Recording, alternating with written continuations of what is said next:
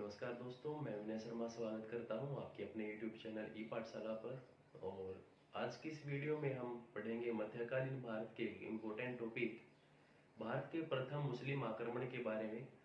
जानेंगे कि भारत पर प्रथम मुस्लिम आक्रमण किसने किया था, कब किया था और उस आक्रमण से भारत में क्या क्या बदलाव आए, किन किन परिस्थितियों का क्या क्या परिस्थितियां उत्पन्न हुई भारत पर प्रथम मुस्लिम आक्रमण से। तो इन सभी के बारे में जानेंगे इस वीडियो में।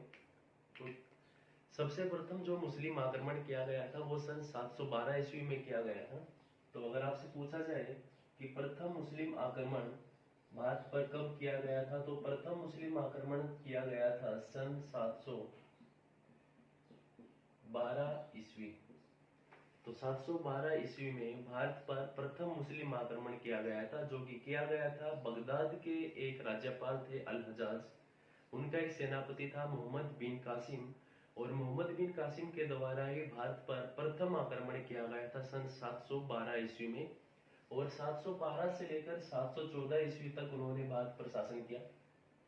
तो बगदाद के राज्यपाल अल हजाज का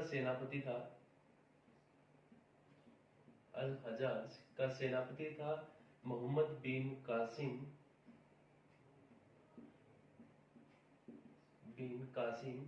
और इसी के द्वारा भारत पर प्रथम मुस्लिम आक्रमण किया गया था सन 712 से लेकर 714 ईस्वी तक मोहम्मद बिन कासिम भारत में रहा और उसने यहाँ पर शासन किया 712 से लेकर 714 ईस्वी तक।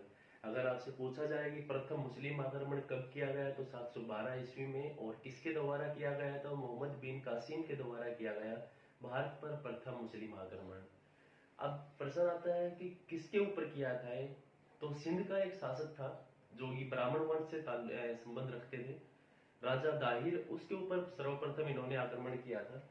तो ब्राह्मण वंश के राजा थे और कहाँ के शासक थे, तो सिंध के शासक थे राजा दाहिर।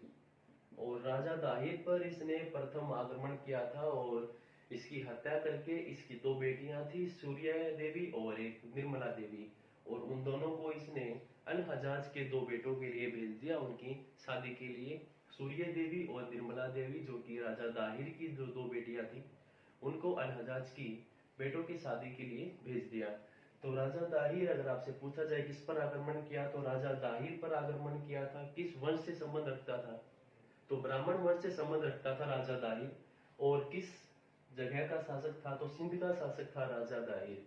तो कुछ एक इंपोर्टेंट क्वेश्चन ये है कि सर्वप्रथम मुस्लिम आक्रमण 712 ईस्वी में मोहम्मद बिन कासिम के द्वारा। मोहम्मद बिन कासिम था कौन, तो बगदाद के राज्यपाल अल हजाज का सेनापति था मोहम्मद बिन कासिम। इसके शासनकाल की बात की जाए तो 712 ईस्वी से लेकर 714 ईस्वी तक मोहम्मद बिन कासिम ने भारत पर शासन किया और राजा दाहिर पर इसने आक्रमण किया था, जो कि सिंध के शासक थे। अब हम पढ़ेंगे कि इस प्रथम मुस्लिम आक्रमण से भारत पर क्या क्या प्रभाव पड़े, किन किन परिस्थितियों का निर्माण हुआ।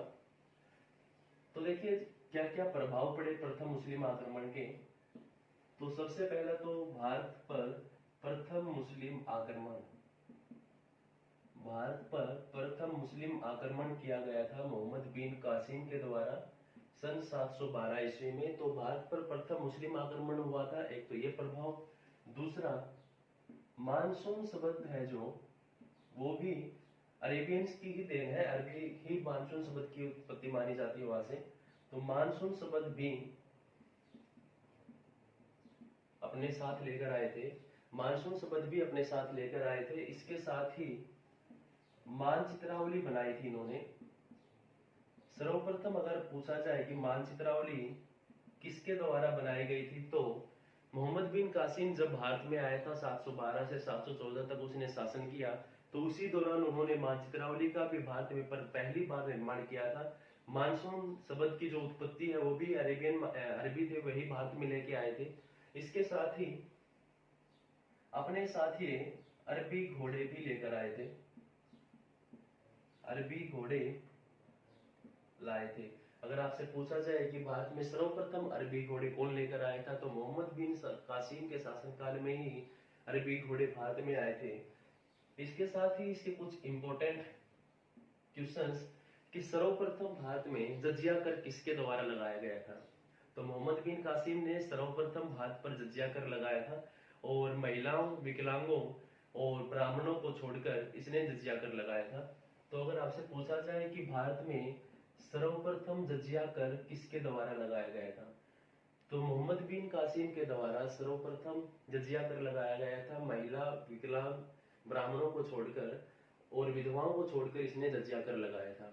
अगर आपसे पूछा जाए कि सर्वप्रथम ब्राह्मणों पर जजिया कर लगाने वाला शासक, तो कुतुबुद्दीन ऐबक ने सर्वप्रथम ब्राह्मणों पर जजिया कर लगाया था।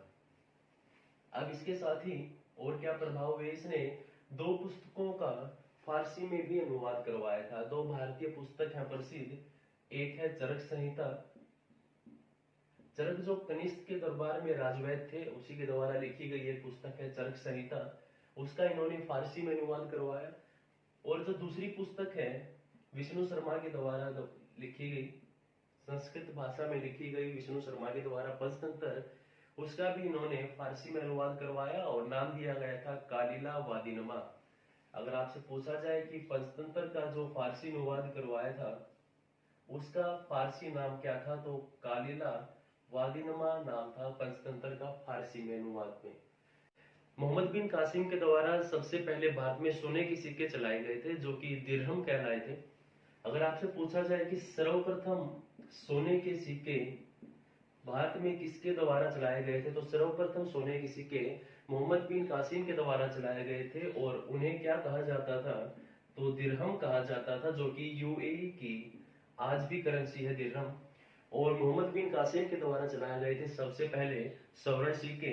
तो एक बार फिर से रिवाइज करते हैं, भारत पर प्रथम मुस्लिम आक्रमण किया गया था मोहम्मद बिन कासिम के द्वारा 712 ईस्वी में। मानसून शब्द भी लेकर आए थे वह भी अपने साथ। इसके साथ ही भारत में पहली बार मानचित्रावली बनाई गई थी अरेबियंस के द्वारा ही। अरबी घोड़े थे वो भी लेकर आए थे अपने साथ ही। इसके साथ ही सर्वप्रथम जजिया कर की शुरुआत की गई थी मोहम्मद बिन कासिम के द्वारा। ब्राह्मण, विकलांग, महिला और विधवाओं को छोड़कर इसने जजिया कर की शुरुआत की थी। चरक संहिता और पंचतंत्र इन दोनों पुस्तकों का फारसी में अनुवाद करवाया गया था मोहम्मद बिन कासिम के द्वारा। चरक संहिता जो कि कनिष्क के दरबार में राजवैद्य थे चरक, उनके द्वारा लिखी गई थी। और जो पंचतंत्र है वो विष्णु शर्मा के द्वारा संस्कृत भाषा में रची गई प्रसिद्ध पुस्तक है जिसको कालिला वादिनमा नाम दिया गया था अरेबियंस में। इसके साथ ही इसने स्वर्ण सिक्के चलाए थे। भारत में प्रथम स्वर्ण सिक्के किसके द्वारा चलाए गए, तो मोहम्मद बिन कासिम के द्वारा ही पहली बार सोने के सिक्के चलाए गए थे जो कि दिरहम कहलाए थे। और दिरहम आज भी यूएई की करेंसी है। तो ये था भारत पर प्रथम मुस्लिम आक्रमण के बारे में कुछ इंपॉर्टेंट पॉइंट्स जो कि एग्जाम में आने सभी एग्जाम्स के लिए काफी इंपॉर्टेंट है। उम्मीद करता हूँ आपको वीडियो अच्छी लगी।